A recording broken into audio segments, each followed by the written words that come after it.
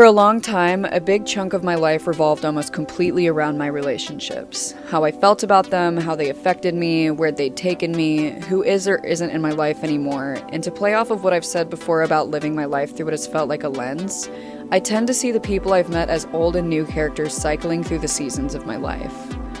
As I continue to grow and evolve as a person, I'm able to evaluate my current foundation, and I've come to realize what a privilege it is to know that all the people I surround myself with now are only the ones that push me closer to alignment. While some of these characters I may only be acquainted with, it's my goal to create deeper and long-lasting connections with the people in my life who inspire me.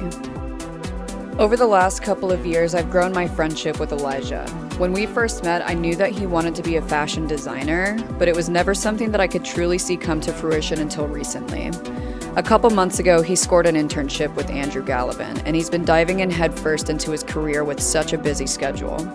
I remember how big of a deal it was when he first spoke about his internship and how his next job outside of the service industry needed to be something more aligned with what he wanted to actually do with his life. It was like I witnessed a direct manifestation. He wanted it, so he went and got it. If there's anything I've learned from Elijah as I watch him juggle different aspects of his life, it's that there's a balance between being driven and having a good time. And he's mastered this practice. No flash photography, please. Please, no flash.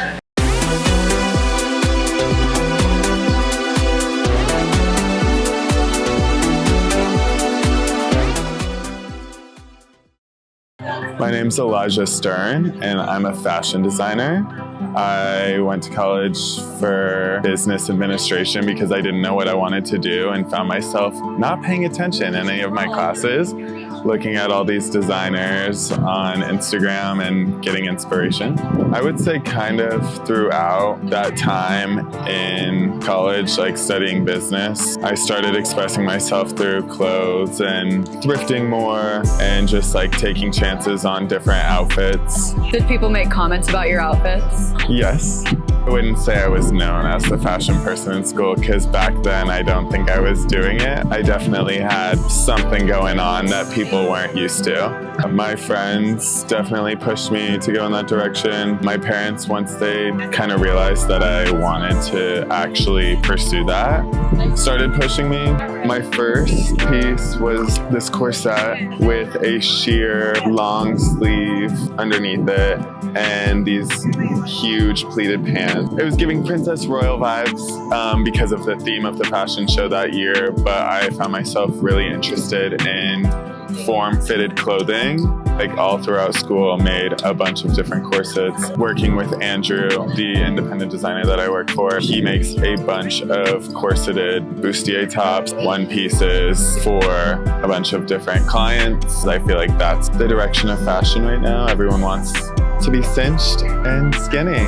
People don't understand why things cost as much as they do because they're used to buying fast fashion, and that's such a big part of the fashion world right now because it's not even just Shein anymore. It's like all these other little fast fashion brands as well as TikTok in the TikTok shop. Yeah, you can get them for cheap, but they're not made with quality or precision. Someone that's a independent designer designing custom clothing for people, they just don't understand what goes into making custom pieces and fitting it to your body.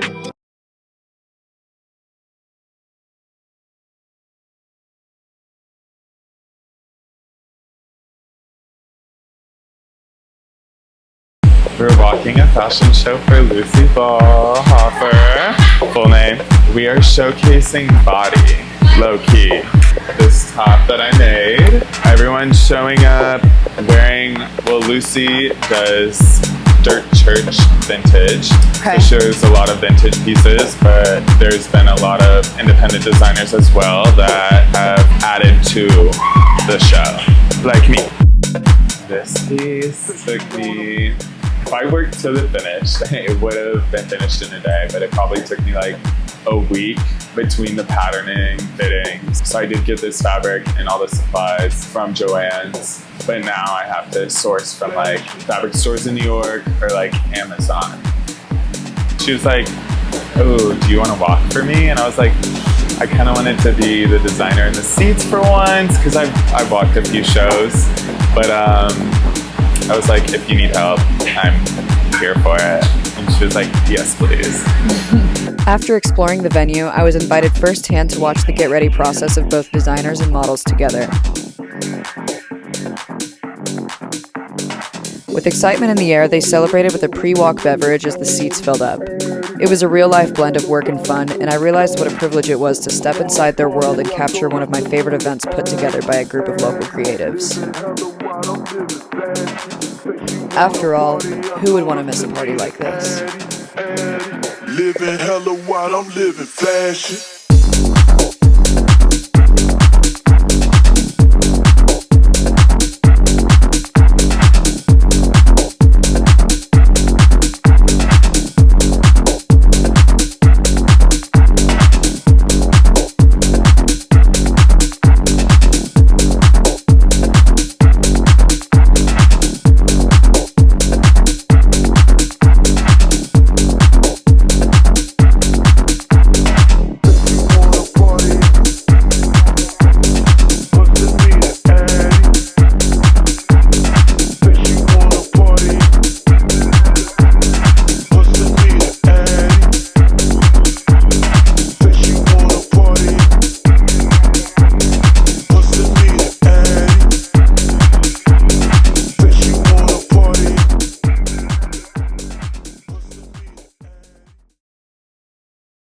Something that used to hold me back from committing to my creative future is the struggle of trying to stay disciplined while also being able to live my life to its fullest.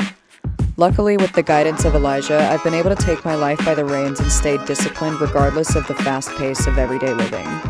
Spending countless nights out with my friends, and more countless nights working on this project, and sometimes work and life blended together. What a dream it is to have people around me to be influenced by, and to have my dreams and life blend so beautifully together to create this project.